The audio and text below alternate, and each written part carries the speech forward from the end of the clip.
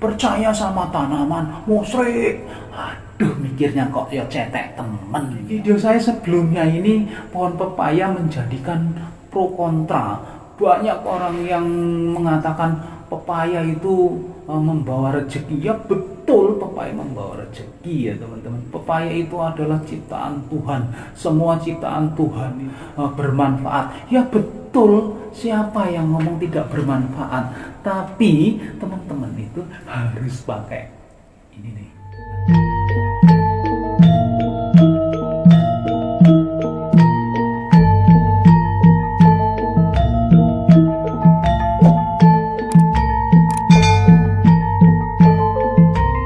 Assalamualaikum warahmatullahi wabarakatuh. Salam sejahtera bagi kita semuanya. Salam Swastiastu, Namo Buddhaya, salam kebajikan, Sampurasun, Rahayu, Rahayu, Rahayu.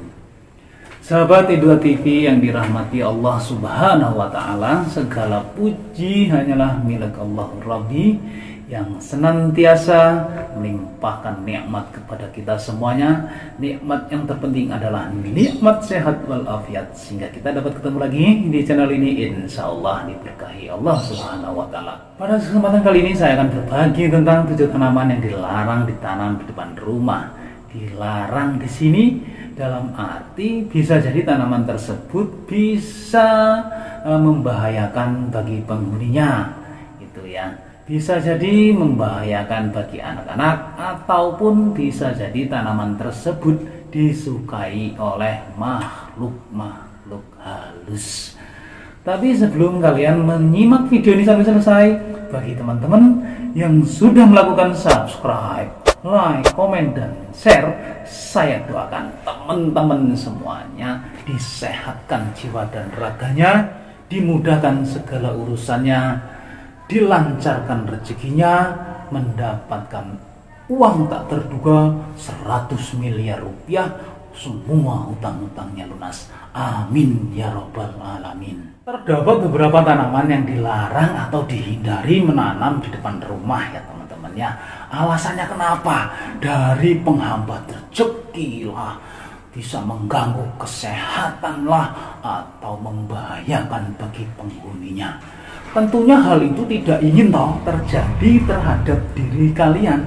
Jadi sangatlah penting untuk mengetahui tanaman apa saja yang dilarang ditanam di depan rumah ataupun sekitaran rumah. Di sini kita berbicara bukan manfaat dari tanaman tersebut. Kalau semua tanaman yang ada di dunia ini itu bermanfaat untuk manusia, tapi dari sisi letaknya belum tentu jauh lebih manfaat. Bisa jadi tanaman tersebut manfaatnya atau buahnya bagus, tapi sangat membahayakan. Contohnya pohon kelapa itu kalau ditanam di depan rumah, itu pohonnya atau buahnya bisa menimpa rumah. Apa enggak membahayakan? Itu yang dimaksud di sini ya teman-teman ya. Bukan berarti dikit-dikit percaya sama tanaman, musyrik. Aduh, mikirnya kok ya cetek temen ya. Jadi kali ini kita akan berbagi tentang tanaman yang di depan rumah atau di sekitar rumah. Bukan membahas tentang tanaman yang di kebun ya, seperti yang sudah saya jelaskan tadi, atau manfaat tanaman. Semua ciptaan Tuhan, semua bermanfaat. Jadi budayakan simak dulu sampai selesai, baru komen supaya dapat dipahami. Oke teman-teman semuanya, berikut ini 7 tanaman yang dilarang ditanam di depan rumah. Yang pertama adalah asam jawa. Nah, kaget toh, asam jawa kan buahnya bermanfaat, jangan sok tahu. Kebanyakan yang komennya seperti itu. Tanaman asam yang dianggap tanaman tidak baik keberadaannya di depan rumah. Seharusnya memang tidak menanam asam jawa atau membangun rumah di dekat pohon asam jawa jika kalian tidak ingin dilanda nasib buruk atau kemalangan. Sok tahu kamu, kayak Tuhan aja kok komennya seperti itu. Begini teman-teman, asam jawa itu kan sifat pohonnya itu pohon gede, bener nggak? Nah terus daunnya kecil-kecil, renyap, nah banyak. Jadi mengapa itu bisa membawa kepada nasib buruk. Jadi apabila daunnya itu kering, itu pasti jatuh dan membuat kotor halaman. Itu rumah terlihat usang, serem, kotor. Nah, yang seneng lokasi yang kotor itu hanya makhluk gaib yang sifatnya jahat seperti kuntilanak, genderuwo. Itu ya. Kalau tempat kotor, malaikat pembagi rezeki itu nggak mau masuk, teman-teman, kecuali malaikat pencabut nyawa.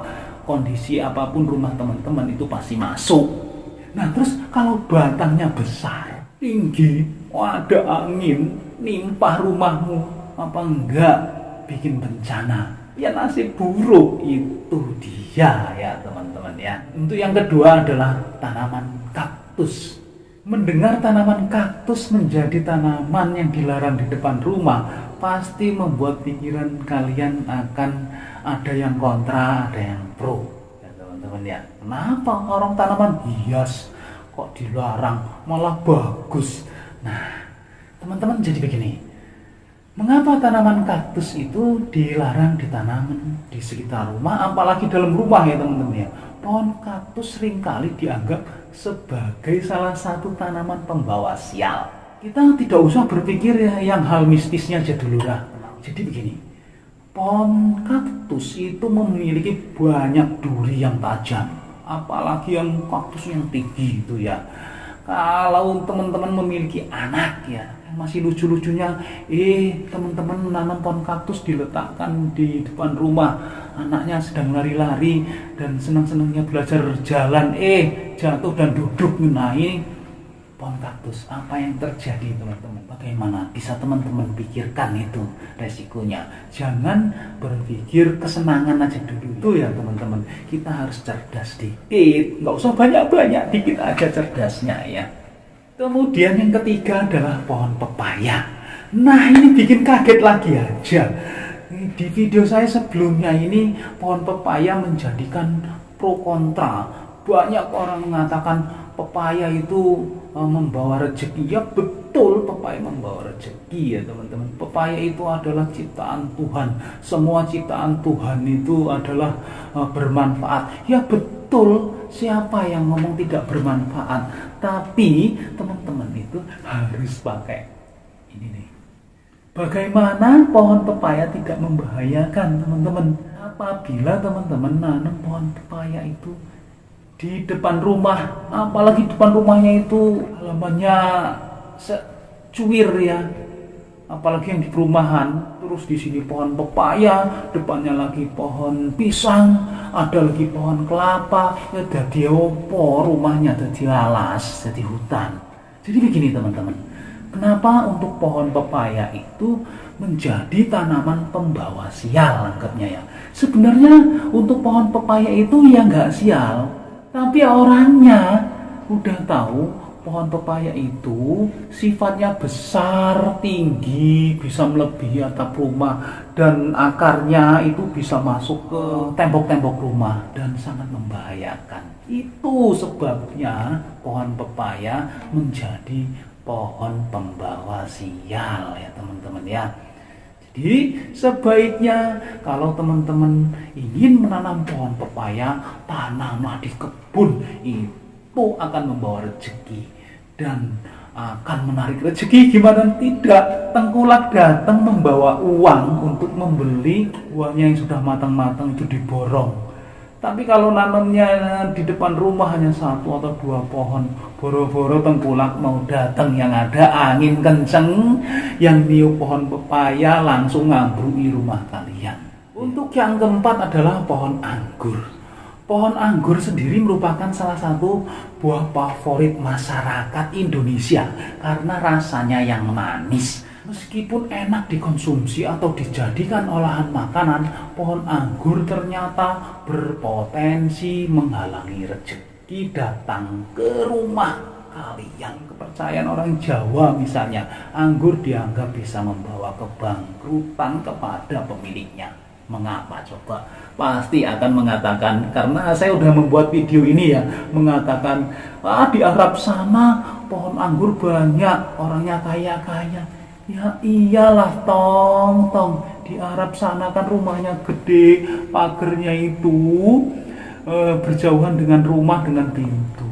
Dia menanamnya itu di pagar-pagar yang berjauhan. Ya iyalah, kan jaraknya melebihi dari 3 meter, itu tidak akan pengaruh terhadap penghuninya. Jadi begini ya teman-teman ya, kenapa anggur itu membawa kesialan atau menghalangi rezeki? Pohon anggur itu sifatnya merambat. Pohon merambat itu lebih disukai oleh makhluk-makhluk yang berbahaya seperti ular. Itu sangat membahayakan ya teman-teman ya. Nah selain itu, pohon anggur itu memiliki bulu-bulu halus yang membuat gatal apabila terkena kulit ya. Itu apalagi yang kulitnya yang sensitif itu akan menyebabkan gatal-gatal. Jadi supaya pohon anggur itu lebih bermanfaat dan menarik rezeki, tanamlah anggur di kebun supaya hasilnya banyak dan bisa kaya. Selanjutnya yang kelima adalah pohon kapas ataupun pohon kapuk. Pohon kapas membawa nasib buruk karena mudah menjadi perantara debu dan kotoran di rumah. Debu dan kotoran juga diyakini menjadi sumber kemalangan dan kemiskinan di rumah jika sering ditinggalkan. Kalau sudah kotor dan tidak terurus, rumah bisa dihuni oleh makhluk halus dan juga malaikat pembawa rezeki nggak mau masuk karena rumahnya kotor. Dari sisi kesehatan, debu-debu dari kapas ataupun kapuk itu sangat berbahaya bagi paru-paru. Itulah sebabnya maka pohon kapas ataupun kapuk tidak baik ditanam di depan rumah. Kalau ini kebanyakan nggak ada yang menyangkal. Yang keenam adalah pohon pinang. Pohon pinang dipercaya mampu membuat sifat anak-anak pemilik rumah yang menanamnya sulit dikontrol, baik dalam pendidikan maupun moral. Ini bisa dipercaya ataupun tidak karena masih bisa dipercaya bagi sebagian orang saja. Jadi begini teman-teman, pohon pinang berada di depan rumah. Kita lihat dari sisi keamanan ya teman-teman ya. Pohon pinang itu adalah sifatnya tinggi. Udah tinggi langsing kecil. Itu sangat beresiko sekali apabila kena angin. Atau anak-anak kalian naik pohon pinang apa nggak jatuh atau pohonnya jatuh bareng dengan orang yang naik. Bahaya nggak?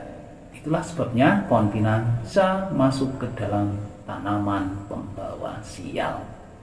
Yang ketujuh adalah tanaman mati. Selain mengurangi estetika halaman depan rumah, tanaman mati bisa membawa hal buruk bagi kehidupan kalian. Jika tanaman sudah mati, maka segeralah bersihkan dan singkirkan. Tumbuhan yang mati dipercaya membawa sial karena merupakan sumber unsur negatif dan kemalangan yang berada di dalam rumah. Tapi kalau kita berpikir lebih jauh lagi ya, tanaman mati. Misalnya ya pohon kelapa atau pohon mangga mati, kita biarkan ada di depan rumah. Terus pohonnya itu lama-lama keropos. Kalau namanya keropos, kemungkinan besar pohon itu akan menimpa rumah kalian. Bagaimana kalau ada orang di bawahnya? Itu sangat berbahaya sekali.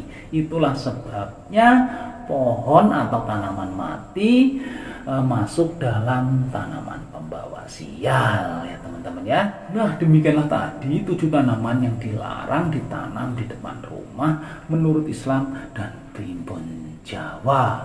Dari ke-7 tanaman di atas, tanaman mana yang ada di depan rumah kalian? Kalau bisa ya tebang sajalah dari sekarang, gak usah mikir lama-lama. Teman-teman mau percaya ya monggo, enggak pun ya enggak apa-apa. Tapi ya saya hanya memberikan saran supaya tanaman-tanaman tersebut dirawat dengan baik supaya tidak membahayakan. Itu saja ya teman-teman. Lebih baik mencegah daripada mengatasi. Wallahu a'lam bishawab. Terima kasih teman-teman semuanya telah menyimak video ini sampai selesai. Semoga bermanfaat untuk kita semuanya, khususnya buat diri pribadi saya. Kebenaran itu hanya datangnya dari Gusti Allah Subhanahu wa taala. Sedangkan kesalahan merupakan kehilapan diri pribadi saya dalam menyampaikan informasi ini. Untuk itu, saya mohon maaf atas segala kekurangan dan kekhilafan. Jangan lupa teman-teman sedekahkan subscribe kalian, semoga menjadi ladang amal jariah buat kalian semuanya. Sampai ketemu lagi dengan saya di video saya selanjutnya. Wallahul muwaffiq ila aqwamit thoriq. Wassalamualaikum warahmatullahi wabarakatuh.